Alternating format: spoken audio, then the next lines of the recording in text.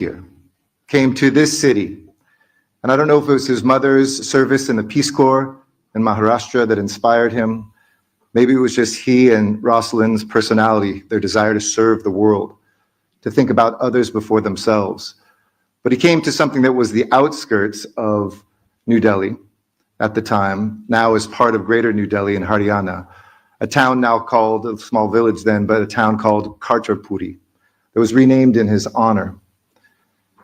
And it reminds all of us that these moments when we're at a speech, whether we're giving it, whether we're listening to it, whether we're covering it as members of the media or maybe students for the first time hearing an American national security advisor, that sometimes we don't recognize or feel history as it happens. But I assure you, this audience, this is one of those moments of history. The completion of a chapter as a new one begins. The summary of the work that has happened, not just between two governments, between two national security advisors, a president and a prime minister, but the peoples, the institutions, the thinkers, the researchers, the investors, the builders, the doers, those folks that come together to imagine a world that is not yet, but that when we close our eyes, we hope may be. Jake Sullivan, I had the honor of introducing here in this country about a year ago, when he came a year into what he had been one of the fathers of, an initiative on critical emerging technologies. To the academics, to the technologically minded, it might have sounded sexy. To the average American, they say, what is an ISET? We laid out a vision, though, of something where technology could be, instead of something that divides us and harms us, could be something that connects us and protects us. That two democracies who aren't identical copies of each other, but whose overlap is so great in friendship, in values, in strategic perspectives, could perhaps do not just more than the US plus India, as I'm fond of saying, but could build a multiplicative relationship of India times the United States. And when I introduced Jake Sullivan, I said it's rare in public service, and I've served for nearly 3 decades of my life in public service, to find somebody who is smart, somebody who is strong, and somebody who is good. Think about that in our own lives. Sometimes we have somebody who might have one of those qualities. We're lucky too, but it's extremely rare, especially at the highest levels of government anywhere, to find someone whose heart is true, whose mind is clear, and whose guts are strong to do the hard work of building peace and re-architecting our world for the better.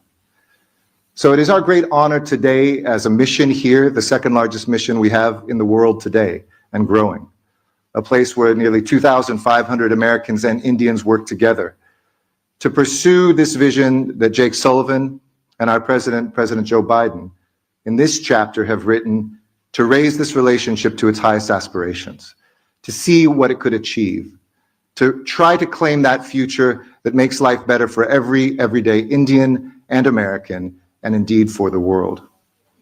Jake Sullivan has served our country so nobly and so deeply. I know he has chapters left in his life. He's recently become the first gentleman of the 2nd District of New Hampshire, as his wife was just elected to our House of Representatives. I know that will be the greatest role you ever hold in your life. But this urgent and compelling relationship, this consequential moment, didn't happen automatically. And I've learned from Jake Sullivan that peace is not easy, that building security is a daily exercise. But if you lead with your heart and your head unified together, you just may be an author of a great chapter ahead. And so I'd like to welcome that author here to address India and this relationship, our National Security Advisor, Jake Sullivan.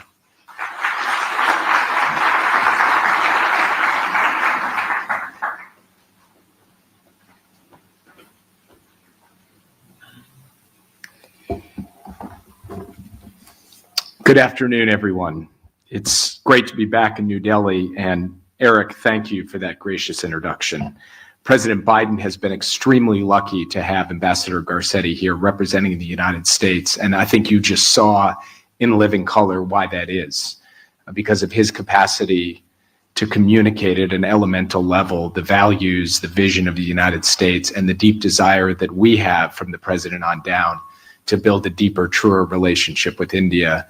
And Ambassador Garcetti, Eric, has done that over his period of service here. I want to also thank Director Banerjee for being gracious enough to host us here at IIT-Delhi, and thank all of you for the patience to come listen to me talk for a while about the U.S.-India relationship, the U.S.-India technology partnership, and where we want to see things go from here, because this relationship always has been and must be about the future. But I'm going to start a little bit back in the past. In 1949, Prime Minister Nehru went on a now famous tour of the United States, and his goal was to go around the country and try to understand how new technologies and innovations could strengthen his then young nation. So for nearly a month, he went across all of America. He went from businesses in New York and San Francisco to family farms around Chicago and Madison, Wisconsin, to the Massachusetts Institute of Technology. And that visit to MIT actually helped inspire the establishment of India's own IIT system, which not only ignited a new era of science and technology innovation for a new nation, but it also ignited a partnership in science and technology between India and the United States.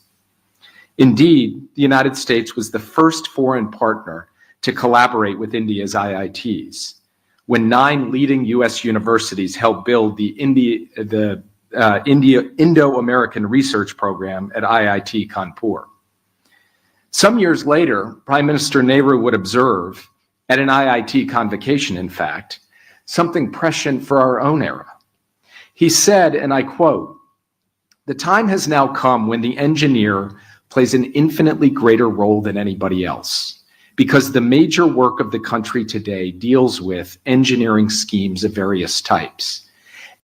केजू, तुम तो कहते थे मुझे दिल्ली में London, Paris experience कराओगे, और तुम खुद तो शीश महल में अय्याशी करने लगे हो। वो मैं सब करने Advisors, ambassadors, racing, trying to keep pace with concurrent revolutions in artificial intelligence, biotechnology, space, quantum, and other fields. So it is fitting in many ways that today, 7 decades later, and in this moment of technological transformation, India and the United States are taking our partnership to the next frontier together. And if we can get it right, I believe this partnership could be the most consequential of the 21st century. For both the United States and India, our partnership is key to our own growth, to jobs at home. It is critical for stability and security in the Indo-Pacific. And increasingly, it is critical to bringing stability and prosperity to like-minded friends around the world, especially emerging economies. And so we are deeply invested in India's success, and I believe India is deeply invested in ours. Right now, over 1,000 American companies are operating in India. Over $50 billion in foreign direct investment flowed into India from the United States. And Indian private sector investment in the United States recently surpassed that of China. Investments that by some estimates have helped create more than 400,000 American jobs. More than 300,000 Indian students are studying in the United States. In fact, we welcome more international students from India than any other country in the world. And for all of our work together, in many ways, we are just getting started. When President Biden came to office, he made clear that America's domestic strength and our international position were inherently linked. And in an era of intense geopolitical competition, he noted that we needed to reinvest in our own domestic industrial base, our own innovation economy, to strengthen our capacity and strategic position abroad. But he was also clear that this was not an approach that we could just pursue on our own. We needed to do it together with allies and partners. Because by building trusted supply chains, by jointly investing in emerging technologies, and by leveraging our respective advantages, we would all emerge in a stronger position, the US and all of our friends and partners around the world. There is nowhere where that theory of the case that President Biden laid out at the start of his term has more clearly been put into practice and demonstrated than in the US-India relationship. Over the last 4 years, we've joined hands to help halt a pandemic, to bring vaccines to the world. We've launched initiatives on jet engines, semiconductors, and clean energy. And in a few months' time, we'll come together to put an Indian astronaut in space. These are remarkable achievements, and we made them by harnessing the remarkable innovation of the American and Indian people. Here at IIT-Delhi, there are impressive young entrepreneurs who are designing everything from AI-enabled robotics to military-grade sensors. Ventures that I'm proud to say are being supported by the United States through partnerships with New York University, the U.S. National Science Foundation, and the U.S. Space Force. And that's really what I'd like to say more about today. How we've done things like this here at IIT-Delhi, but done it at scale across the board. How we've taken the US-India partnership to a fundamentally new level over the last 4 years, with innovation at its core, and how that is playing out bilaterally, regionally, and globally. First, we started by transforming our bilateral technology partnership. When President Biden came to office, he knew that Make in India and Made in America are not incompatible concepts. In fact, they are complementary. And that's why in 2022, as you've heard, our administration launched the Initiative on Critical and Emerging Technologies with India, ICET. Now, as Ambassador Garcetti laid out, this is not just something that springs into existence by osmosis or by some, magical abstract creation. It's through people, and people in senior positions in government, and people throughout the government, and then throughout the scientific community, the private sector, and beyond. But one person in particular that I would like to recognize is my counterpart, the Indian National Security Advisor, Ajit Doval, because it was in part his vision that technology, and particularly advanced technologies of the future, would be a propellant for the US-India relationship in a way that could take our two countries forward, advance our respective interests, protect our respective values, and build a better world for everybody. And through this partnership, through this initiative, and through so many other things that Ajit and I have had to deal with over the course of the past 4 years, he and I have developed a deep personal relationship, a deep professional relationship. And it is that relationship, in part, I believe, that has helped play such a critical role in ensuring that the US-India partnership has reached that new high level that I talked about before. Now, the fundamental premise of ICET is that in an era of renewed geopolitical competition, the US and India have to collaborate on the development, diffusion, and protection of critical technologies, from artificial intelligence to biotechnology and beyond. This is our responsibility as the world's two largest democracies, as two large and fast-growing economies, and as leading Indo-Pacific powers. And as we mark the second anniversary of ICET this month, we've proven just how impactful that deepened collaboration can be across both of our economies and both of our innovation ecosystems. Just look at Vikram Solar, which announced plans last year for a $1.5 billion investment in solar manufacturing in the United States. Or Bharat Forge, which in 2021 opened the first US greenfield aluminum forging plant in over 15 years. And at the same time, US companies looking for more resilience in both their markets and their supply chains are shifting out of China and expanding into India. Take, for example, Apple's significant investment in Indian production. Within the next couple of years, over a quarter of all iPhones in the world will be made right here in India. Or Ford's recent expansion in Chennai, which will add thousands of jobs in Tamil Nadu. And I want to take a moment to talk about supply chain specifically. The United States, India, and other key democratic partners have all been reminded, abruptly and sharply, that we cannot ignore the ways in which interdependencies can be weaponized against us. We've seen countries lose access to critical minerals that support our clean energy and electronics industries. We've seen companies struggling to compete against China's predatory industrial strategies in chips and clean energy and other emerging technologies. And of course, we've seen repeated attacks on industries tied to our critical infrastructure, which is heightening the risks not only to cyber espionage, but of destructive sabotage. That's why, as we launched ISET, both President Biden and Prime Minister Modi made it a priority to invest in national programs that are spurring production in sectors that have become overly reliant on a single country, China.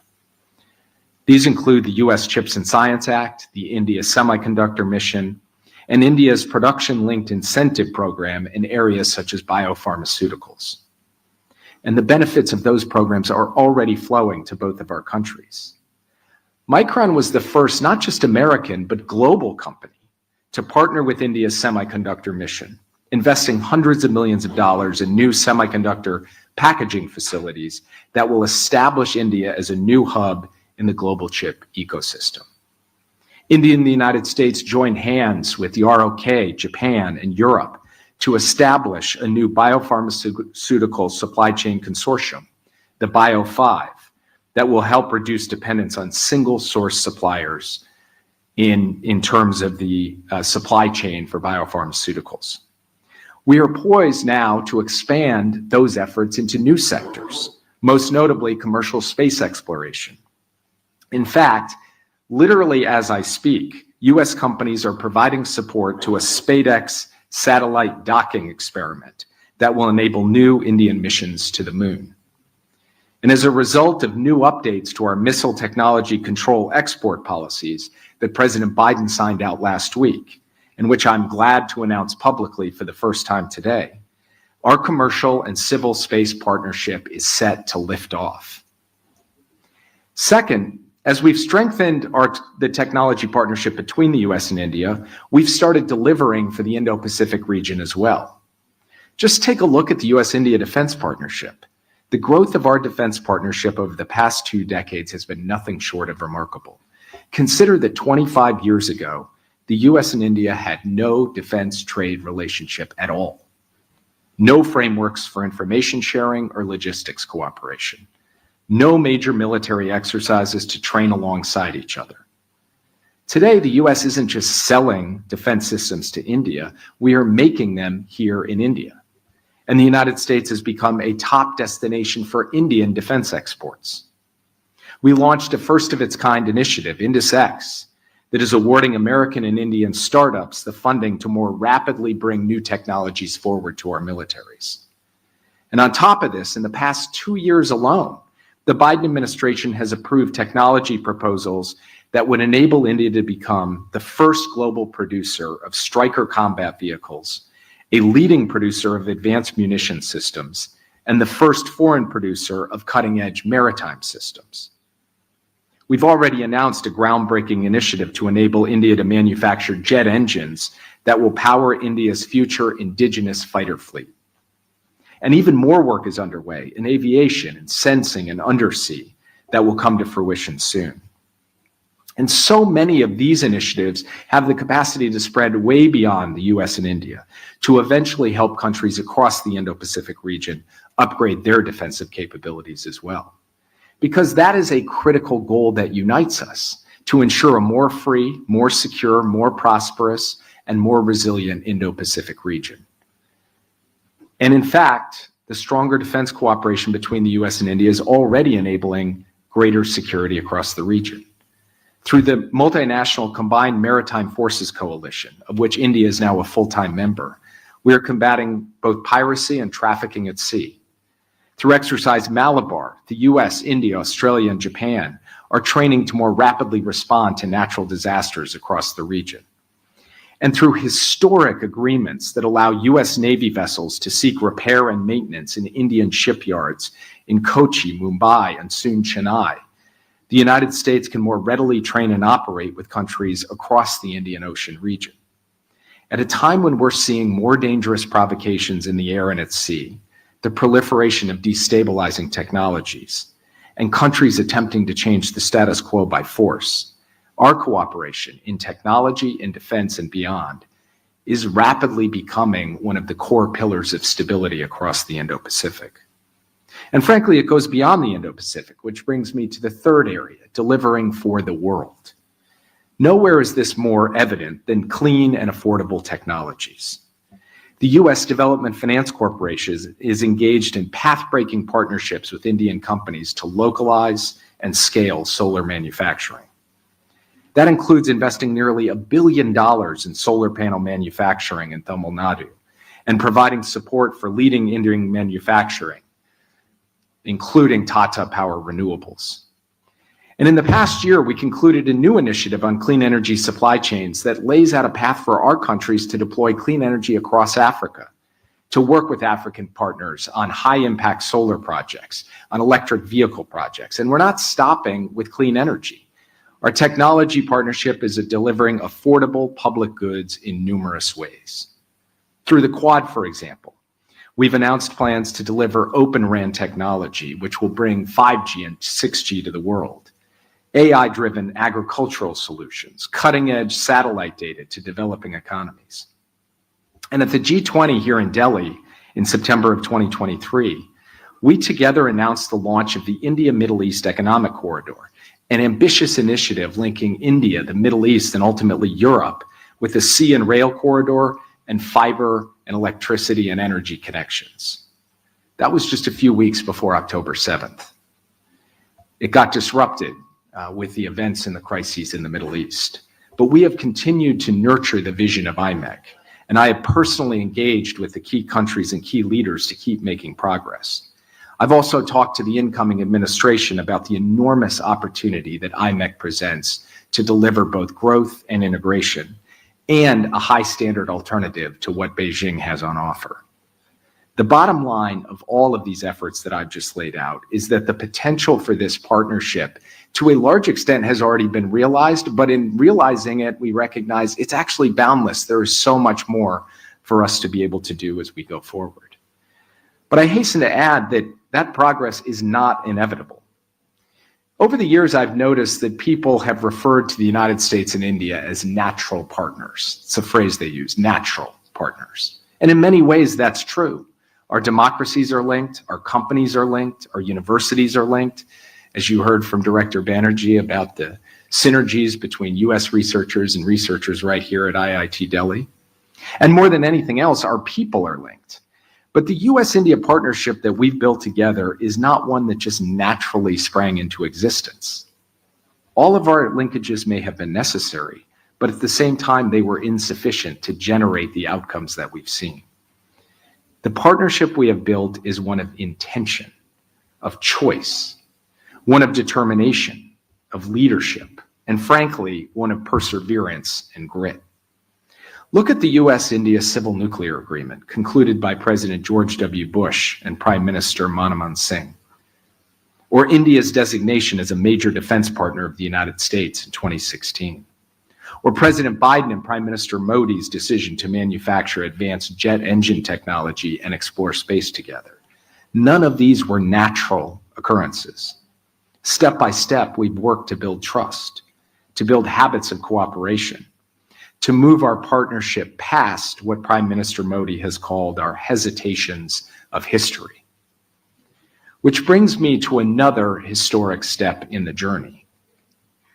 Although former President Bush and former Prime Minister Singh laid out a vision of civil nuclear cooperation nearly 20 years ago, we have yet to fully realize it. But as we work to build clean energy technologies, to enable growth in artificial intelligence, and to help US and Indian energy companies unlock their innovation potential, the Biden administration has determined that it is past time to take the next major step in cementing this partnership.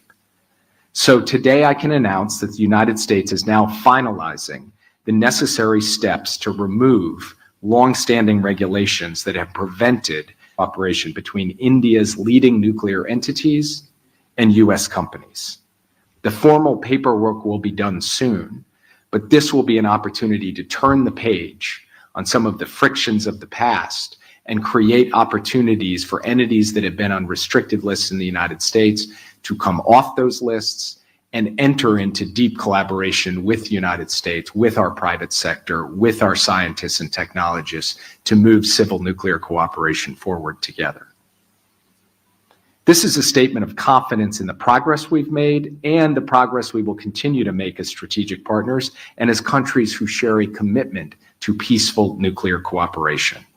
It's also the result of India's open and transparent engagement with our administration over the course of 4 years, which has enabled us to open this new chapter together.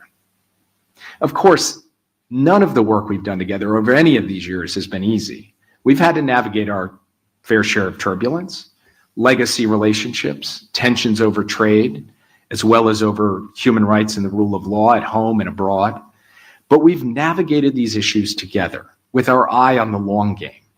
And our ability to do so reflects the deep and enduring resilience between the US and India, across generations, across administrations, and yes, across the aisle. This leads to my parting thought. Where do we go from here? I'm deeply proud of the work the US and India have done together under ISET to shape the technologies of the future. I'm deeply proud of the fact that I believe we are passing the baton on to the next administration in 2 weeks' time in an even stronger position than what we inherited 4 years ago. But there is still so much to be done. It's not going to be enough for the US and India to simply collaborate in building the critical technologies of the future. We also are going to have to work together to shape the diffusion, protection, and the rules that govern those technologies. We've already begun this work in domains like space, where India's decision to join the Artemis Accords is allowing us to establish a common set of principles around civilian space exploration. We're going to need to do the same thing in other spheres as well, such as the employment of artificial intelligence and advanced biotechnologies, both of which are going to have enormous consequences on every facet of life. And as we see more and more new technologies diverted to unfriendly actors, the US and India are going to have to ensure that valuable dual-use technologies don't fall into the wrong hands. That means aligning our export control systems, looking at trade measures to protect our industrial strategies from overcapacity, better securing our supply chains, and reviewing outbound and inbound investment in sensitive sectors. As we take those steps, we need to expand the work we're doing to leverage American and Indian innovation to help the world, especially emerging economies, enable equitable growth across the globe. And finally, our partnership can be most effectively sustained and can actually only reach its full potential if we live up together to the values that lie at the core of our democracies. Respect for the rule of law that creates the conditions for dynamic growth, respect for pluralism and tolerance that powers innovation, and the protection of basic freedoms that unleash the human spirit. I say this as someone who fully believes that the United States can realize those aspirations, that these are the basic truths about how our democracies will grow and flourish. So let me close with this. This is likely, because I've stopped actually predicting just about anything in this crazy world we live in, but this is likely the last trip overseas that I will lead as National Security Advisor. And I cannot think of a better way to end my tenure in the White House. Visiting India on my final overseas trip to mark the advances we've made together over the past 4 years. This is a shared and historic achievement, a cornerstone of the Biden administration's foreign policy legacy. We've had to deal with our challenging moments. We've had to work to resolve difficult issues. But man, have we put a lot of points on the board. And being here at IIT-Delhi with the young technologists and entrepreneurs and policymakers who will take this generational project forward, I have every reason to believe that within the next decade, we will see American and Indian firms working together to build the next generation of semiconductor technologies, American and Indian astronauts conducting cutting-edge research and space exploration together, American and Indian researchers contributing to a new explosion in life-saving vaccines, American and Indian engineering students developing new innovations together right here at IIT-Delhi, and American and Indian leaders propelling our partnership and our future toward what the American statesman and scientist Vannevar Bush called the endless frontier that we have yet imagined. So thank you for having me here. I cannot wait to see what all of you and so many other young people across our nation achieve in the years ahead. And I look forward to being a partner with you in that progress. Thank you all, and God bless both India and the United States.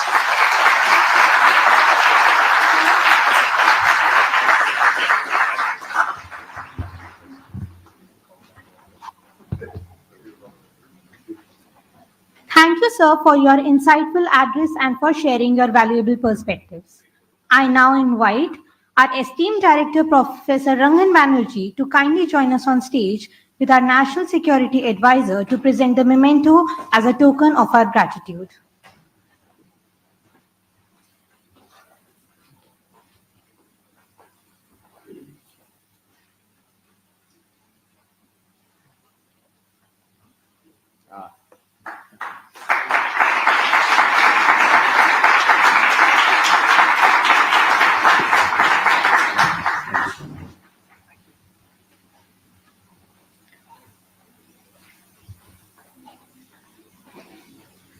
To conclude today's event, I now invite our respected Dean of Academics, Professor Narayanan Kuru, to deliver the vote of thanks. Please join me in welcoming him to the stage with a warm round of applause.